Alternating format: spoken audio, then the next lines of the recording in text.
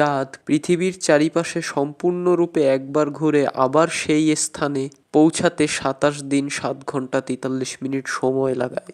আমরা জানি পৃথিবী নিজ অক্ষের উপর পশ্চিম থেকে পূর্ব দিকে ঘোরে এবং চাঁদও পৃথিবীকে পূর্ব থেকে পশ্চিম দিকে প্রদক্ষিণ করে। পৃথিবী নিজ অক্ষের উপর একবার ঘুরতে সময় লাগায় ২৪ ঘন্টা, চাঁদও পশ্চিম থেকে পূর্ব দিকে ঘোরে, কিন্তু সেখানে চাঁদ সময় লাগায় ২৭ দিন।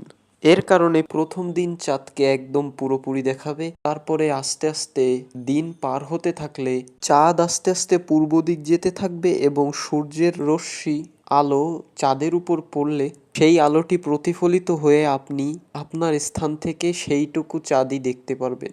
এভাবে দিন যেতে থাকলে আপনি চাঁদ আস্তে আস্তে অর্ধেক থেকে একদম চিকুন অবস্থায় দেখতে পারবেন।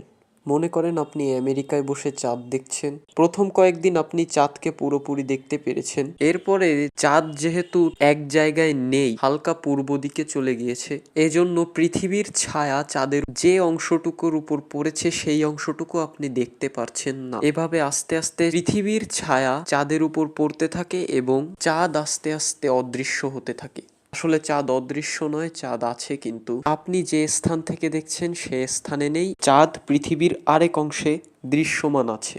অর্থাৎ আপনি আমেরিকা থেকে চাঁদকে দেখতে পাচ্ছেন না, কিন্তু ইউরোপের অঞ্চলে চাঁদকে দেখা যাচ্ছে।